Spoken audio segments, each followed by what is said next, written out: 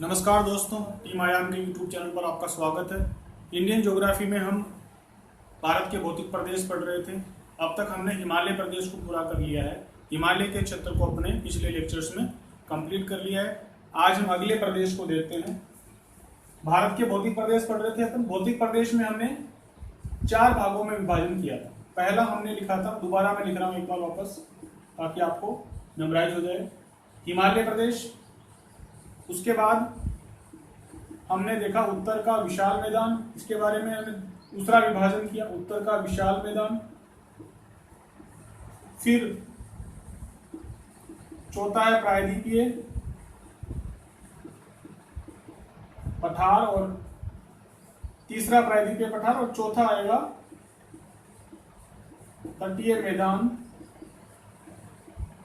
और द्वीप समूह। इन 4 भागों में हमने भारत के भौतिक प्रदेशों को बांटने का काम किया। पहला भाग अपन ने कंप्लीट कर लिया। आप अच्छे से उसको पढ़िए और कहीं पर भी आपको कंफ्यूजन लगे तो आप मुझे कमेंट करके बताएं। बाकी के जो लेक्चर्स है उनको जाकर देखें और बताएं कहाँ अगर आपको कहीं पर कंफ्यूजन है तो मैं उसको ठीक करूंगा। इसके बाद दूसरा पार्ट अपना पढ़ेंगे, उत्तर का विशाल मैदान। हम भारत के भौतिक प्रदेश पढ़ रहे हैं। भारत को मोटे मोटे तौर पर हमने 4 भौतिक प्रदेशों में विभाजन किया। दूसरा भौतिक प्रदेश अपन आज इस लेक्चर में पढ़ेंगे, उत्तर का विशाल मैदान। देखो नाम में ही छुपा हुआ है उत्तर का विशाल मैदान। तो भारत में उत्तर की तरफ, विशाल शब्द का आपको मतलब पता होता है, मैदान का मतलब आप जानते हो। उत्तर की दिशा में एक बड़ा मैदान, उसे कहेंगे उत्तर का विशाल मैदान। थोड़ा और इसके बारे में समझते हैं। हिमालय को जब हमने कंप्लीट पढ़ा, हिमालय को पूरा पढ़ने के बाद, ठीक है, यहां से अपने को ये अपने यहां से हिमालय पढ़ा। इस हिमालय के बाद ये जो मैदान बनता है, ये वाला, इसे क्या कहेंगे? उत्तर का विशाल मैदान। हिमालय के दक्षिण में, जब हिमालय आपने पूरा पढ़ा, उस हिमालय के दक्षिण दिशा में जो भाग है उसे कहेंगे उत्तर का विशाल मैदान। मैं नक्शे के माध्यम से आपको दिखा देता हूँ। मैं बोर्ड पर नक्शे कम बनाऊंगा क्योंकि बोर्ड छोटा है ना, तो फिर बाद में लिखने में दिक्कत आएगी। तो मैं आपको इस किताब के माध्यम से नक्शा जब भी रेफर करना होगा, इसके थ्रू मैं आपको नक्शा बताऊंगा। यहाँ जो भी आपको भूरा भूरा दिख रहा है ना, ब्राउन कलर में, ये हिमालय के बारे में बात। ये जो ग्रीनरी के साथ दिख रहा है, इसके बाद दक्षिण में, मतलब हिमालय के इधर ये वाला जो हिस्सा होगा, ये मैदानी भाग है और इसी मैदानी भाग को बोलते हैं उत्तर का विशाल मैदान। इसे अपन पढ़ते हैं। विस्तार इसका कितना है? इसका विस्तार है कम से कम, इसकी लंबाई जो है वो 3200 किलोमीटर के आसपास। ये चीजें आपको हार्ड एंड फास्ट याद नहीं रखनी, पर दिमाग में अपने को थोड़ा सा एक आइडिया रहना चाहिए कितना बड़ा है। 3200 किलोमीटर। ऐसा कोई सवाल नहीं पूछेगा कि उत्तर का विशाल मैदान कितना लंबा बताइए, तो ऐसा नहीं आएगा कि ऑप्शन 1 में 3200 किलोमीटर आया, ऑप्शन बी में 3600 किलोमीटर आएगा, किसी में 26, ऐसा कुछ नहीं आएगा। ठीक है, अपने को रूपरेखा बनाने के लिए चीजों को समझना जरूरी है। 3200 किलोमीटर लंबाई है। चौड़ाई कितनी होगी? 150 से 300 किलोमीटर।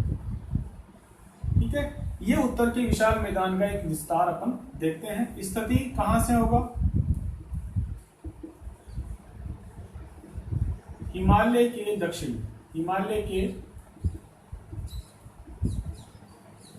दक्षिण। उत्तर का विशाल मैदान हिमालय के दक्षिण में आपको इसकी स्थिति, हिमालय जब हमने पढ़ा उसके इस तरफ नीचे दक्षिण की तरफ जो मैदान मिलेगा, उस बड़े मैदान को क्या कहेंगे? उत्तर का विशाल मैदान। इसमें राज्य कौन कौन से, क्षेत्र, इसके प्रदेश कौन कौन से आएंगे? पंजाब, हरियाणा, यूपी, बिहार, पश्चिम बंगाल, असम और राजस्थान का भी भाग इसके अंदर शामिल होगा। तो ये अब इसमें ऐसा नहीं कि मैं जो नाम लिखे हैं वही आएगा।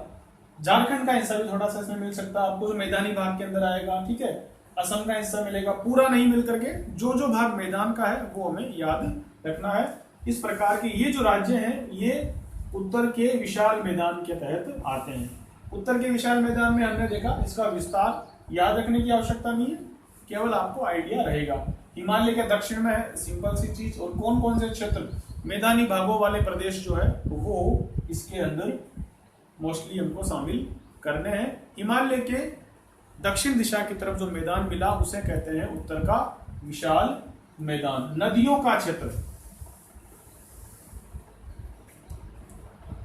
क्या कहोगे? हिमालय से निकलने वाली नदियां, हिमालय से निकलने वाली नदियां, हिमालय से निकलने वाली नदियां इसे उपजाऊ बनाती है। हिमालय से निकलने वाली नदियां इसे उपजाऊ बनाती है। देखो, जो हिमालय से नदियां निकली वो पहाड़ों से निकलने के बाद जिन मैदानों में प्रवेश करेंगी, सिंपल सी बात है, वहां पर पानी की अधिकता होगी। और जहां पर पानी ज्यादा होता है वहां वो मैदान उपजाऊ रहेगा, वहां वनस्पति की अधिकता होगी। तो यहाँ पर आपको क्या आइडिया लग जाएगा, मैं ना लिखा हूं तब भी आपको ये आइडिया लग जाना चाहिए कि यहाँ पर वनस्पति की अधिकता होगी।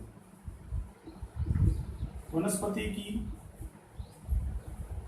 अधिकता, और सिंपल सी बात है, जहां पर पानी अच्छा होगा, जहां का मैदान उपजाऊ होगा, वहां जनसंख्या की अधिकता भी रहेगी। लोग कहाँ रहना पसंद करेंगे? पुराने जमाने के टाइम में लोग पानी के नजदीक, जो पानी का स्रोत होता था, उनके नजदीक खुद के निवास स्थान बनाने का प्रयास करते थे।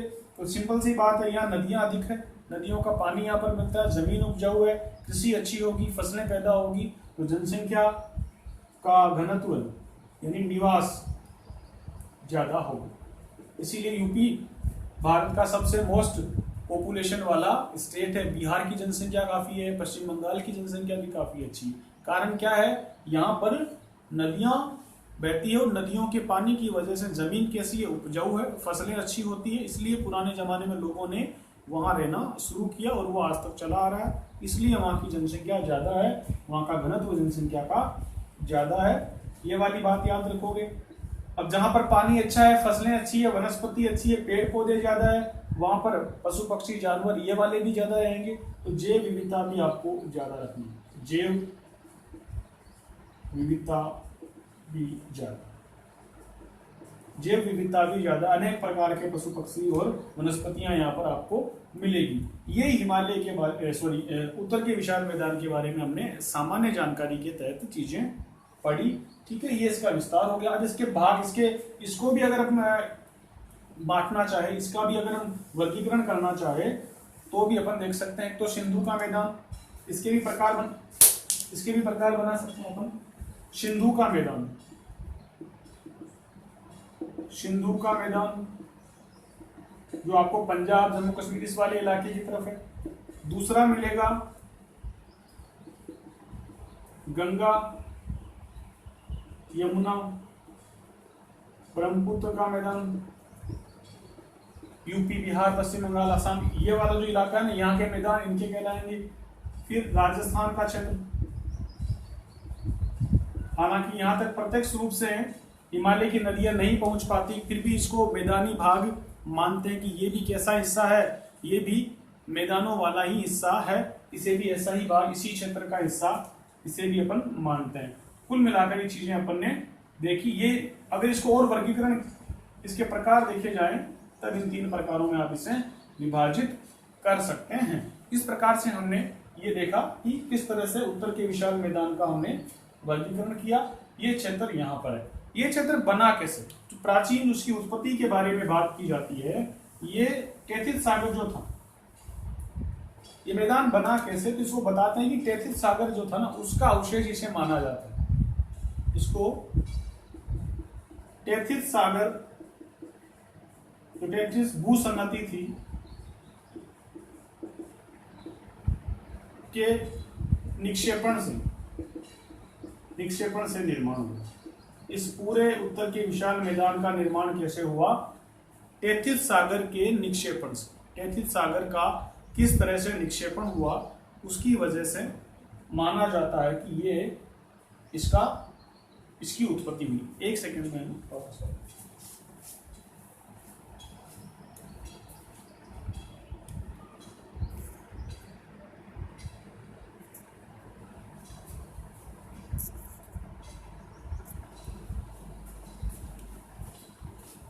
तो इस तरह से अपन ने देखा कि इसकी उत्पत्ति कैसे हुई, विस्तार कहां से कहां तक है।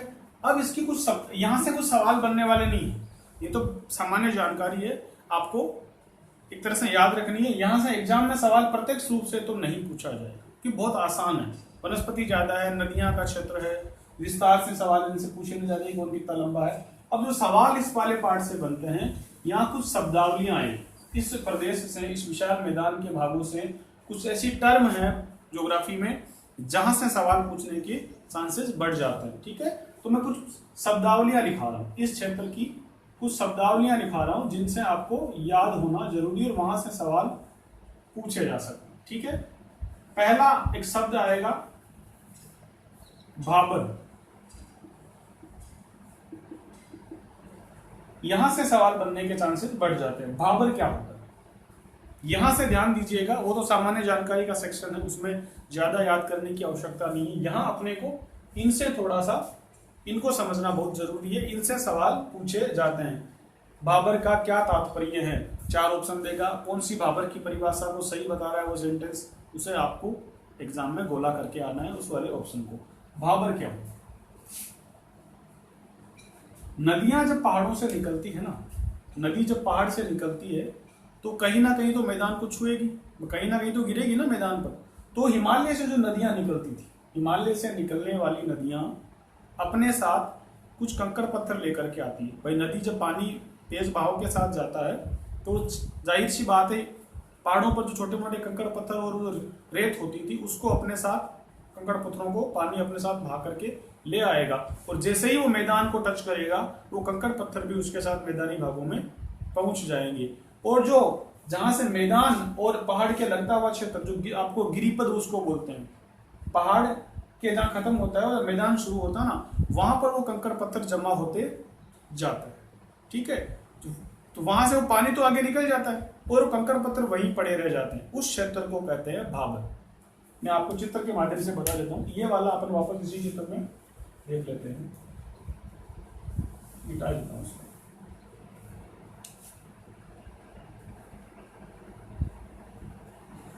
यहां से मानो ये हिमालय का भाग है। ठीक है, यहां से कोई नदी निकली, यहाँ पहाड़ मान लो आप। ठीक है, इन पहाड़ों से कोई नदी निकली और यहाँ मैदान है और यहाँ पर पहाड़ है।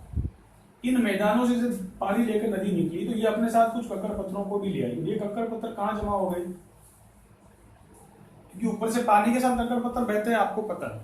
तो पहाड़ों से नदी जब निकलती है तो अपने साथ कंकड़ पत्थरों को लेकर के आती है। यहाँ मैदानों में आने के बाद ये कंकड़ पत्थर यहाँ आकर के गिरिपदों में, मतलब पहाड़ के नीचे वाले जगहों पर जहां मैदान लगता है, यहाँ जमा होते जाते हैं। इस क्षेत्र को कहा जाता है भाबर, इस क्षेत्र को कहा जाता है भाबर। पानी तो आगे निकल जाता है, पानी तो अपना रास्ता बना लेता है, तो पानी उन कंकड़ पत्थरों में से आगे निकल जाता है और वो छोटे छोटे कंकड़ पत्थर जो है, इसको बजरी आप कह सकते हो, बजरी में जो कंकड़ पत्थर आते हैं ना, उस तरह के पत्थर, छोटे छोटे कंकड़, वो वहीं जमा हो जाते हैं, उन्हें कहा जाता है भाबर। मैं परिभाषा लिख रहा हूं, आप इसको नोट डाउन कर लीजिए।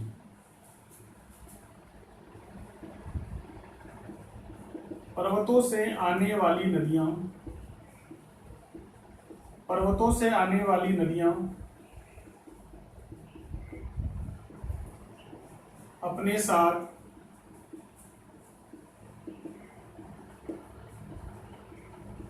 कंकड़ पत्थर बहाकर लाती है, जो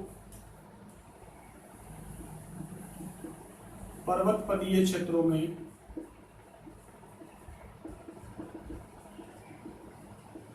जमा होते जाते हैं।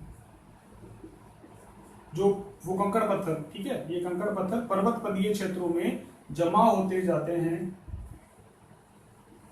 और नदी का पानी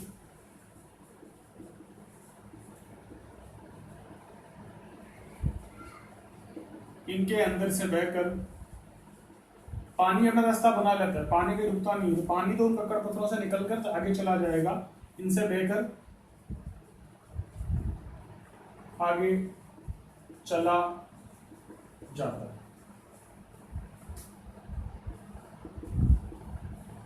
कंकड़ पत्थरों के इन क्षेत्रों को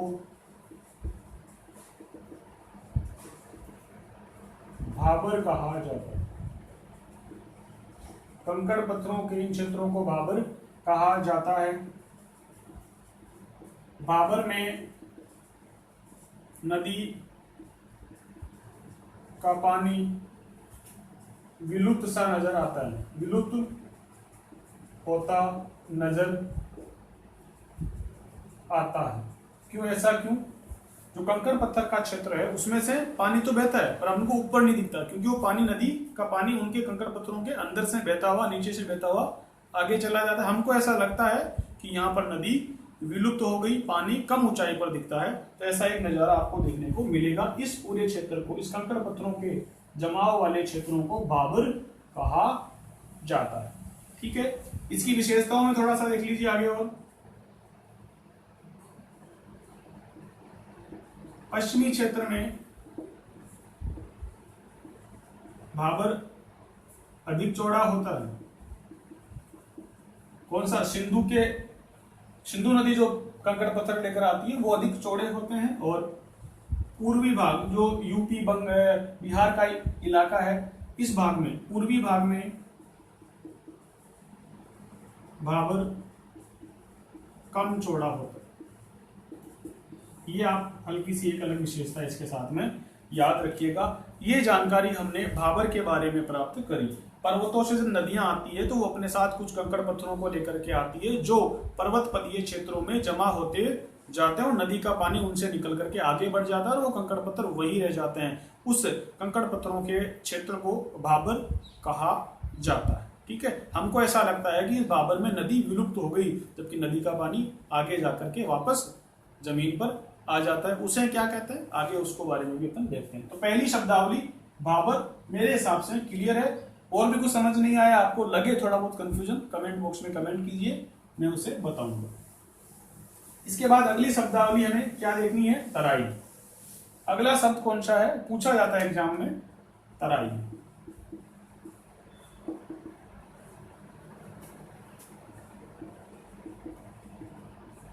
भाबर के बाद नदी जिन स्थानों पर पुनः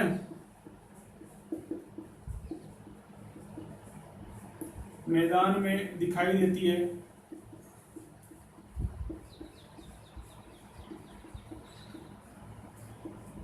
उन्हें तराई क्षेत्र कहा जाता है।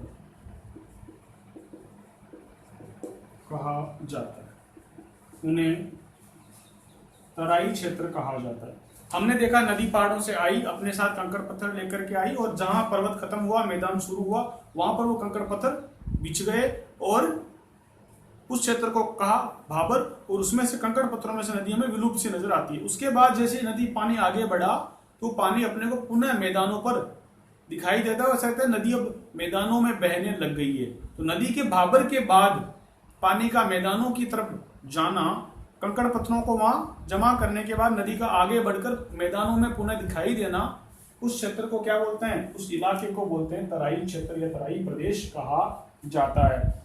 संक्षेप में आप देसी भाषा में समझे तो नदी के आसपास का क्षेत्र, सामान्य आप अगर नदी देखें तो नदी का क्षेत्र जो होता है ना, नदी के आसपास का उपजाऊ क्षेत्र जो चीजें होती है, उस पूरे क्षेत्र को क्या बोलते हैं?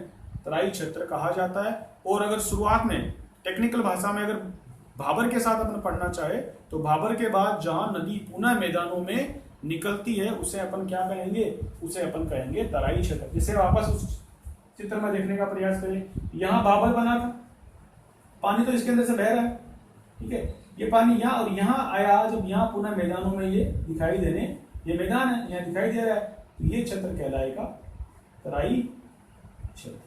तो भाबर के बाद क्या आएगा?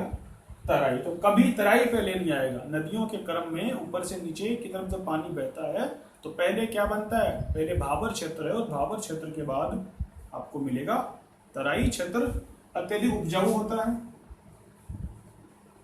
साधारण सी बात है भाई। जब पानी नदी बहेगी तो अत्यधिक उपजाऊ, वापस वही सारी विशेषताएं जो अच्छा पानी जहां मिलता है वहां क्या क्या विशेषताएं लगेगी? वनस्पति अच्छी होगी, पेड़ पौधे खूब सारे आएंगे, तो वो सारी विशेषताएं अपने को तराई क्षेत्र में याद हो जाएगी। ये बात हमने समझी तराई क्षेत्र के बारे में। इसके आगे पर तराई कंप्लीट। दो और शब्द जो आपको बहुत ज्यादा परेशान करते हैं,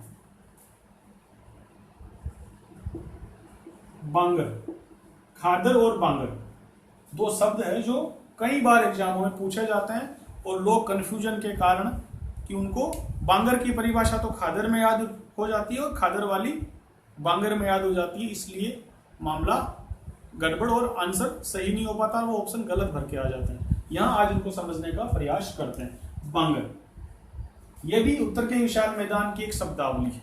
बांगर का मतलब क्या होता है? देखो, नदियां जब बहती है, नदियां बहती है तो नदियां अपने साथ मिट्टी रखती है। नदियों के आने जैसे आती है वो मैदानों की तरफ मिट्टी लेकर के जाती है।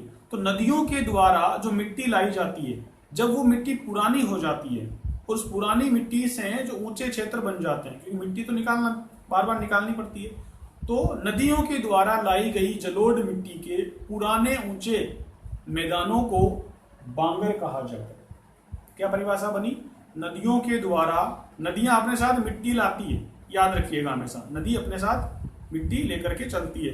तो नदियों के द्वारा, उत्तर के विशाल मैदानों में नदियों के द्वारा जो मिट्टी लाई जाती है, वो मिट्टी जब पुरानी हो जाती है तो उसके दूर दूर ऊंचे मैदान बन जाते हैं। ठीक है, उन ऊंचे मैदानों को, पुरानी मिट्टी के मैदानों को बांगर कहा जाता है। परिभाषा में लिख रहा हूं, आप उसको उतार दें।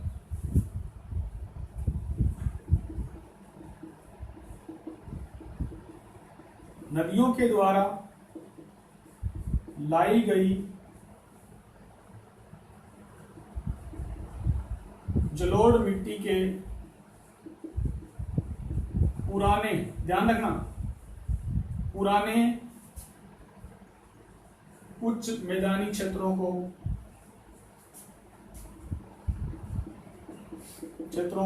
बांगर कहा जाता है।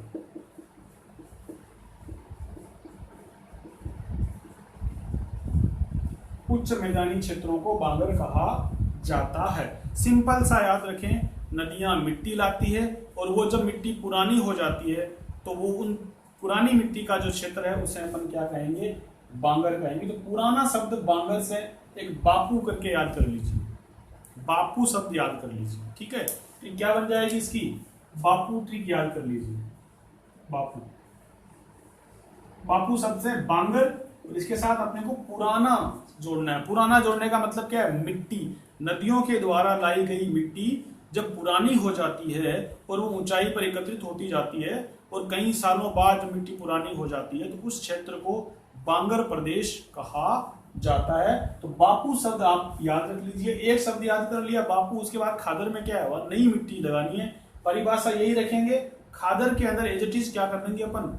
नई मिट्टी शब्द जोड़ देंगे, वो अपना खादर का परिभाषा हो जाएगा। पर यहाँ थोड़ा अपन अभी बांगर के रूप में ही देखते हैं कि बांगर में किस तरह से आगे थोड़े दो शब्द और आते हैं। नदियों द्वारा लाई गई पुरानी मिट्टी के उच्च मैदानों को, जलोढ़ मिट्टी कैसी हो गई?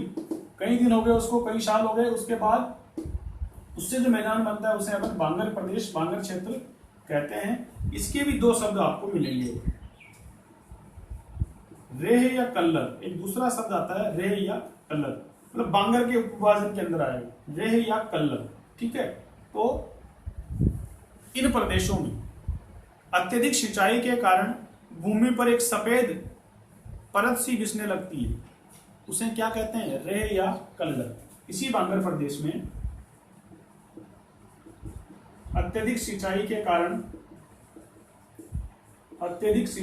कारण भूमि पर सफेद परत सी बिछी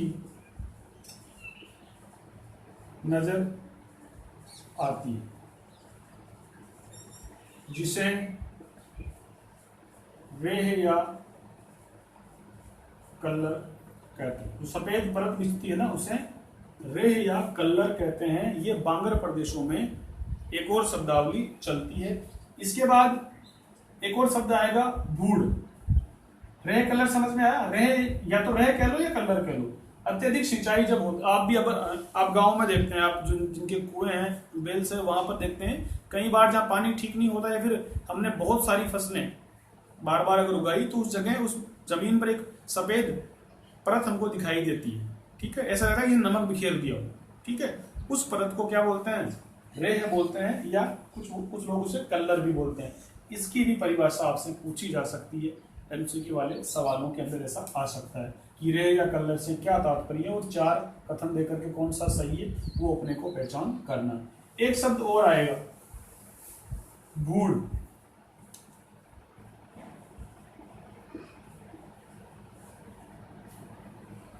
इसी बांगर क्षेत्र में आएगा। मृदा के अपरदन के कारण मिट्टी का मुलायमपन नष्ट हो जाता है और मिट्टी कैसी हो जाती है, कंकरीली पथरीली हो जाती है। इस मिट्टी को भूड़ कहा जाता है। इसी क्षेत्र के अंदर है, मृदा के अपरदन के कारण मिट्टी का मुलायमपन नष्ट हो जाता है। मृदा के अपरदन के कारण मिट्टी का मुलायमपन नष्ट हो जाता है तथा मिट्टी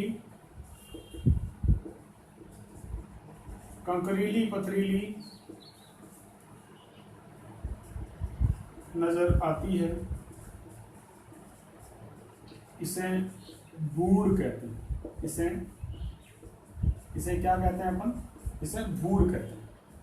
तो बांगर के में 2 और चीजें, बांगर के साथ आपको 2 छोटी परिभाषाएं और याद करनी है। एक तो रेह या कल्लर, मतलब कि नमकीन जो परत बिछ जाती है ना, सफेद सफेद सी, उसे नमक की तरह दिखती है अपने को, उसे कहते हैं रेह कहते हैं। और भूड़ किसे कहते हैं, मिट्टी का मुलायमपन नष्ट होने के कारण मिट्टी अपने को कंकरीली पथरीली मिट्टी, ऐसा कटी फटी मिट्टी दिखती है, ठीक है, कंकरीली मिट्टी पथरीली मिट्टी दिखती है, उसे अपन भूड़ कहते हैं। तो ये अपने बांगर के बारे में जाना, और उसके साथ छोटी 2 ये उच्च मैदान में ध्यान रखना, थोड़े से ऊंचाई पर बनते हैं। नदियों द्वारा मिट्टी लाई जाती है, उनको बाहर निकाल के कई सालों बाद वो मैदान पुराने हो जाते हैं, वो मिट्टी पुरानी हो जाती है, तब उसे बांगर। बापू ट्रिक याद रखिएगा, बापू से अपने को बांगर के साथ पुराना शब्द जोड़ना है, केवल यही शब्द आपको परेशान करेगा। यहाँ आप कई बार नया जोड़ दोगे बांगर के साथ, तब गलती हो जाएगी। आप सिर्फ बापू शब्द याद रखिए, बांगर के साथ पुराना वर्ड जोड़िए। खादर में कुछ नहीं करना, इसी परिभाषा में नई शब्द लगा दो, नया शब्द लगा दो, ठीक है। तो क्या, नदियों के द्वारा लाई गई जलोढ़ मिट्टी के नवीन निम्न मैदानों को खादर कहा जाता है। नदियों के द्वारा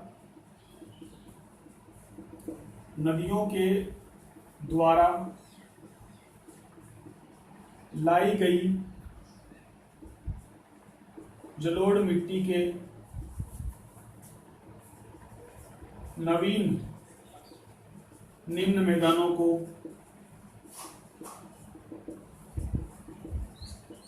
खादर प्रदेश कहा जाता है। यह मिट्टी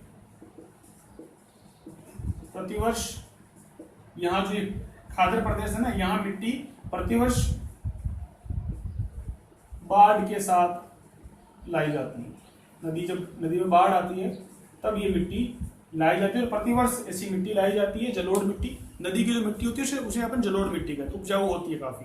तो जलोढ़ मिट्टी जो नई होती है और प्रतिवर्ष बाढ़ के साथ आती रहती है, तो उस मिट्टी के मैदान बनते हैं और नीचे ही होते हैं।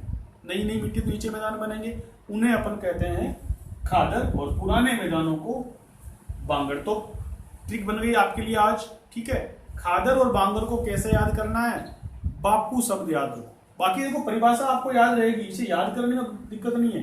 दिक्कत कहाँ होगी, एग्जाम हॉल में जब बैठोगे ना, आपके सामने सवाल आएगा, वहां पर आपको नई और पुरानी आप भूल जाओगे, नई किसके साथ लगाना, पुराना किसके साथ लगाना है। तो हो सकता है कई बार क्या हो, खादर के साथ पुराना शब्द जोड़ दो और बांगर के साथ नया जोड़ दो, और वो एक बार कंफ्यूजन क्रिएट हुआ फिर सवाल गलत होना तय हो जाता है। इसलिए बापू शब्द याद रख लो, बांगर के साथ पुराना शब्द जोड़ना है। मतलब नदियों के द्वारा जो लाई गई मिट्टी जब पुरानी हो जाती है, तो पुरानी मिट्टी के मैदानों को अपन बांगर कहेंगे। यहां तक ये चीज क्लियर हुई। अब देखो, बांगर तो होता है उच्च मैदान होते हैं, ठीक है, और खादर कैसे होते हैं, यहाँ नदी बह रही, ठीक है। नदी के पास वाले ये जो मैदान है कैसे होते हैं, ये तो खादर है, नए मैदान है। और ये वाले भाग बांगर है, ये ऊंचे होते हैं, ये नीचे होते हैं। इनकी जो ढाल होती है ना, उसे कहते हैं खोल, उसे क्या बोलते हैं, खोल। बांगर मैदानों का थोड़े ऊंचाई पर होते हैं, इनकी ढाल को क्या कहा जाता है, स्थानीय भाषा में खोल कहा जाता है। तो आपसे पूछा जा सकता है उत्तर के विशाल मैदानों में खोल से क्या तात्पर्य है, तो बांगर मैदानों की ढाल को खोल कहा जाता है। लिख लीजिए इसको, मैं लिखाऊंगा इधर आपको। बांगर मैदानों की जो खोल होती है, खोल का मतलब ढाल, तो बांगर प्रदेशों की ढाल को खोल कहा जाता है, ठीक है। ये आप इतनी सी परिभाषा यहाँ पर देख लीजिए। एक और शब्द आता है दोआब। ये चार मुख्य मुख्य हुई, अब अपने को छोटी छोटी परिभाषाएं देखनी है। दोआब क्या होता है,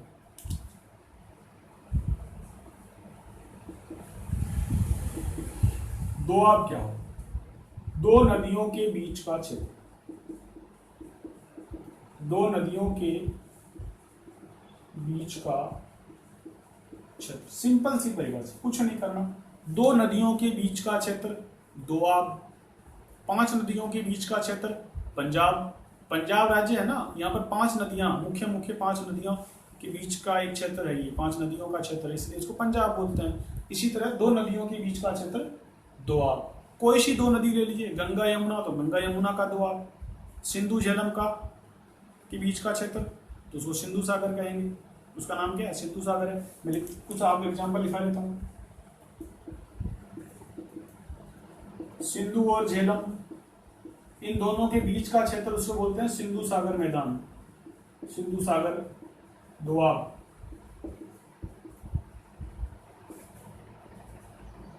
इसके बाद झेलम और चेनाब के बीच का क्षेत्र, झेलम और चेनाब के बीच का क्षेत्र उसे बोलते हैं छाछ,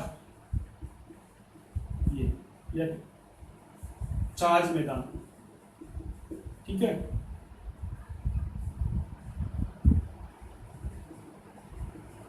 चेनाब और रावी के बीच का मैदान उसको रचना दोआब बोलते हैं। मतलब उन नदियों के दो वर्ड चुन लो और उससे कोई शब्द बना लो, ठीक है। रचना, रावी और चेनाब, चाज, चेनाब और झेलम, ठीक है, इसका अलग से नाम रख दिया। इस तरह से दो नदियों के, ये मेरे एग्जाम्पल दिए, और भी नदियां, उनका भी आप खुद बना सकते हैं, फिर कहीं मिल जाएगा, उसको अलग से याद रखने की आवश्यकता नहीं, आसानी से मिल जाता है। नदियां पढ़ेंगे तो उनको और देख लेंगे। तो दोआब का मतलब हुआ दो नदियों के बीच का क्षेत्र। झेलम और चेनाब के बीच का क्षेत्र चाज मैदान हो गया। चेनाब रावी के बीच का रचना दोआब। ये आपको इस तरह से हल्की सी परिभाषा, ये एग्जाम में पूछने वाली नहीं है, लगभग सबको याद है। दोआब पढ़े हमने। इसके बाद आपको डेल्टा याद रखना, डेल्टा, ठीक है। ये कहां बनेगा, जब नदी पूरी घूम ली बढ़िया मैदानों में और समुद्र में गिरने का वक्त आएगा। समुद्र में गिरने से पहले नदी जिस स्थलाकृति का निर्माण करती है उसे क्या बोलते हैं, डेल्टा कहते हैं। समुद्र में मतलब महासागर में गिरने से पहले नदी जिस स्थलाकृति का निर्माण करती है उस स्थलाकृति को डेल्टा कहा जाता है। नदी समुद्र में मिलने से पहले जिस स्थलाकृति का निर्माण करती है उसे डेल्टा कहा जाता है। नदी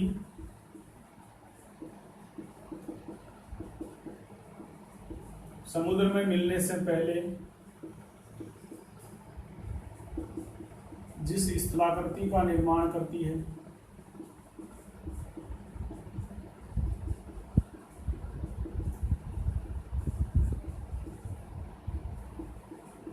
उसे डेल्टा कहा जाता। होता क्या है देखो, क्यों मानो आप, ये बंगाल की खाड़ी, ठीक है, यहां नदी गिर रही है, यहां से नदी आई। ये कभी कभी क्या करती है नदी, यहां पर एक ऐसा क्षेत्र बना लेगी कुछ ना कुछ प्रकार, ठीक है। ये जो भाग है क्या कहलाएगा, डेल्टा कहलाएगा। नदी समुद्र में गिरने से पहले कई बार अपने को दो धाराओं में विभाजित कर लेती है और पुनः समुद्र में एक जगह गिर जाती है। बीच का जो क्षेत्र बन गया छूटने पर उसे क्या कहेंगे, डेल्टा कहेंगे। एग्जाम्पल, सुंदरवन डेल्टा, कौन सी नदी बनाती है? गंगा नदी। यह नदियों के टाइम भी लिखूंगा पर अभी यहाँ लिखा रहा हूँ।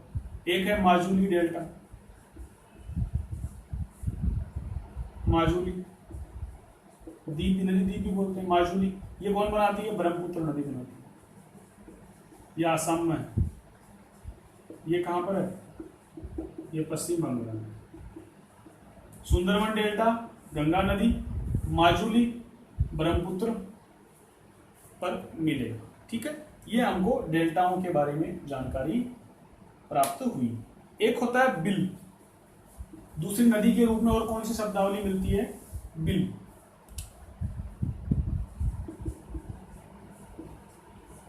इसकी परिभाषा क्या है? नदीय विसर्प से बनी आकृति, नदीय विसर्प के कारण बनी स्थलाकृति, नदीय विसर्प या नदी के विसर्पण के कारण, नदीय विसर्पण के कारण, यहां मैं साधारण शब्दों में लिखा हूं, नदी के विसर्पण के कारण बनी स्थलाकृति बिल कहलाती है। कैसे? विसर्पण का मतलब सांप की तरह। नदी जब यूं चलती है तो कई बार वो क्या करती है, ऐसे चलने के कारण कहीं वापस भाग इसका कट जाता है और वो एक भाग अलग हो जाता है, उसे क्या बोलते हैं? बिल कहते हैं। नदी के विसर्पण के कारण बनी स्थलाकृति बिल कहलाती है। ये आप याद रखिएगा। तो बिल की परिभाषा भी यहाँ पर तय हो गई। डेल्टा की परिभाषा अपन ने देखी, खादर बांगर इनकी परिभाषाएं अपन ने देखी, भाबर क्या होता है आपने समझा, तराई क्षेत्र क्या होता है ये देखा। इस प्रकार से अपन ने उत्तर के विशाल मैदान का अध्ययन किया। सवाल पूछे जाने के चांसेस इन्हीं शब्दावलियों से। उत्तर के विशाल मैदान में सबसे ज्यादा चांसेस आपको यही से मिलेगा। और ये प्रदेश नदियों का प्रदेश है, आप इस चीज को जानते हैं। वनस्पति काफी ठीक ठाक है, विशाल मैदान है, बहुत बड़ा क्षेत्र है। ठीक है, नदियां यहाँ पर खूब सारी है, स्थलाकृतियां ज्यादा आपको नहीं मिलेगी, मतलब ऊंचे पर्वत ऊंचाई आपको यहाँ पर नहीं मिलेगी। समतल मैदानी भाग, नाम ही उत्तर का विशाल मैदान है, तो यहाँ पर आपको पर्वत पहाड़ जैसी स्थलाकृतियां नहीं मिलेगी।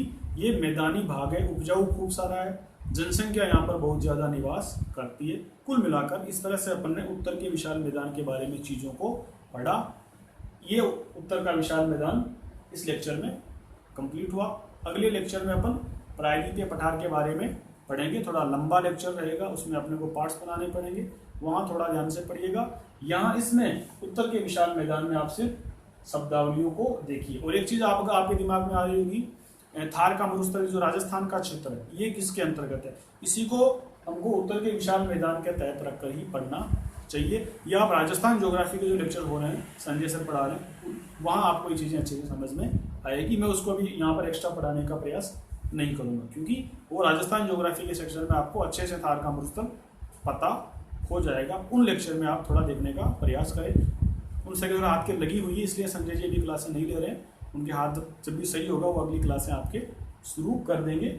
ये उत्तर का विशाल मैदान अपन ने पढ़ा। बाकी लेक्चर अपन आगे के वीडियो में देखेंगे। आप सभी को धन्यवाद, ऑल द बेस्ट। मिलते हैं अगले लेक्चर में।